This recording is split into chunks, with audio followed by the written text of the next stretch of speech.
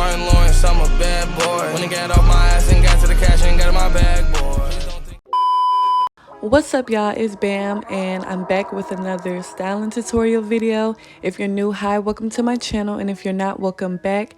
And I'm just gonna jump straight into this video. So I'm gonna be styling this custom wig that I made in Crimps.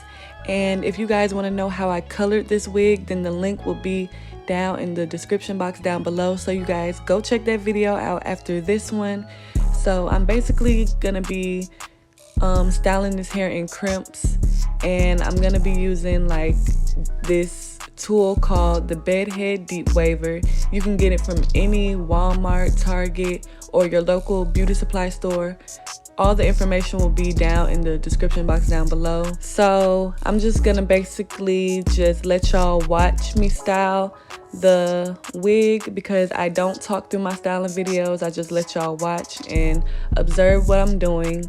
But if you guys have any questions, feel free to leave a comment down below, and make sure you like, comment, and subscribe, and enjoy the video.